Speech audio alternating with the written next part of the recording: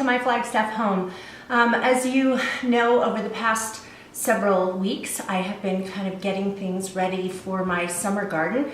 Starting things inside at the end of February in my arrow garden, then moving things to pots, and then a few weeks ago, I put my tomatoes outside in walls of water. Normally, I would wait until May 1st, which was yesterday, to put my tomatoes in the ground because in Flagstaff, we have a really chilly spring and it's not unlikely for us to get quite a bit of snow. This has been a really different spring though. We haven't had nearly the cold temperatures that we have in the past. We also haven't had as much wind as we normally get, which is a good thing. But anyway, so my tomatoes went in a few weeks ago, and then just a couple days ago, I put some other things out in the garden. Well, actually, about a month ago, I started my first stage of lettuce and salad greens. I plant those in stages so that I always have some to harvest, and when the first group is ready, the second group is starting to come up, and then when the first group of lettuce is kind of spent, then I can move on to the next one, and then I plant another row of that. So I've done, my first stage was about a month ago, and then I started the second stage this past week. Also planted some beans and peas and chard and some different things like that. My squash is still upstairs in pots, growing in a south-facing window, and I'm gonna wait a little bit longer to plant those. We have really big temperature fluctuations here in Flagstaff, like 30 to 40 degree difference between daytime and nighttime. So I think the last couple of days have been going up into the low 70s, which is unheard of for us. Usually we would be in about the upper 50s at this time for high. So that we've been going up into the low 70s, but at night it's going down to not freezing, but close. So maybe 30. That, you know, that's a little bit below freezing, but because it's been warmer, it's been going down into the, you know, mid to low 30s. So we can have pretty big temperature fluctuations between day and night. So that's why, you know, those walls of water out there are really important to protect those plants from those nighttime temperatures. But I thought I would take you on a little tour of the garden beds I have in my backyard and a new one that my husband put in our front yard. We're gonna plant some flowers out there, but I'm gonna tuck in some vegetables too, so it doesn't look too tacky having vegetables growing in my front yard. But so I thought I would take you on a little tour. It's really bright and sunny here right now. This is in the afternoon. I filmed this morning and it was very overcast.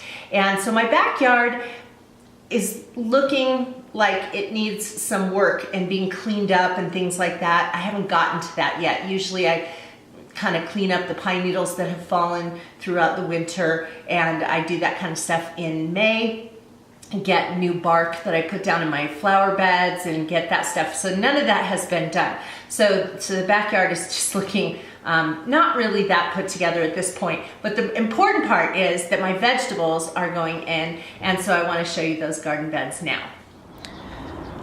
Well, it's a very overcast day today, but I'll show you what I have here. This is the one garden where I've planted all of my tomatoes in walls of water. Those red things are walls of water. They protect plants down to 16 degrees, and even in snow, they have little cylinders that are filled with water, and they absorb heat from the sun during the day, which warms the ground, and then when it gets cold at night, because we can have 30 to 40 degree temperature fluctuations between day and night, and so it helps to protect the plants at night. Those rocks there are things that I made as kind of markers. I don't know if you can see this. It says San Marzano, so I know what kind of tomatoes I have planted. Along the edge here has another little rock over there that says chard, so I planted Swiss chard there.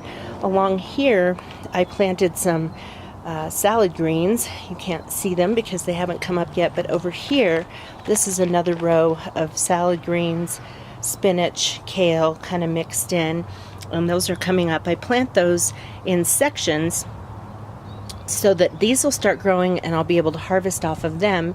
And then at about the time that they'll need a break to grow some more, then the ones over here that haven't come up yet will be starting to come up. So I sort of do them in stages so I can always have lettuce for salads ready to go. If I plant them all at once, then I'll have too much to harvest at one time, more than we can eat. So that is one of my garden beds. But here in this first little bed right here, I planted snap peas, and under this snap pea plant tunnel that I have, there is some soybeans, so for edamame. And then this garden bed and this one over here, I planted all peas, not snap peas, just regular peas. And so I have the little metal supports there that they can grow up on. So the natural forest grass that I have planted in my yard is starting to come up. There's my kitty. She's not really an outdoor cat. She's only allowed in the backyard and only when she's supervised. So she's hanging out here. And we'll get lots of wildflowers and stuff. I've got a bunch of pine needles that fell during the winter. We cleaned them up in the fall, but a lot more came, so we'll be cleaning all that stuff up. This is my shade garden that looks horrible right now because it's just got a bunch of debris. I don't want to get rid of it right now because it's sort of helping to keep the ground moist and protect the plants. But I do have several plants that are coming back, and hopefully they'll all come back. And then my flower garden over here is the next project that I'll work on probably next month. It's the very beginning of the very beginning of May right now, and so I will be, sometime in May. I'm just going to take a rake out here and get rid of the pine needles that are in here, and also the dead parts of plants from the winter, and then I'll put down some nice bark to make it look pretty. You can see that I have a really flowering plant over here that has just been going crazy because we're having such a warm spring. And then my husband just put this garden in today, out in the front yard, and I planted some carrot seeds in there, and I'm probably going to plant a few more things. I don't know how it's going to go. This is a north-facing front yard, front of my house, and so I don't know how much sun it'll get. I think it should get a decent amount of sun though, because especially in the summers, the sun's going pretty much straight overhead. So we'll see how that goes, and I'll show you as those things start to grow.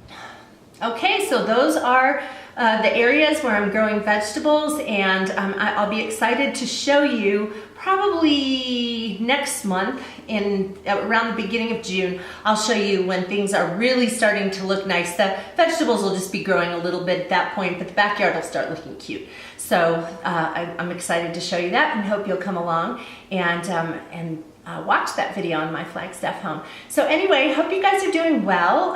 Hope this was interesting to you, and if you're not subscribed to my channel, just hit that little button right there. YouTube will let you know when I upload new videos. So I will see you again on my Flagstaff home. Bye-bye.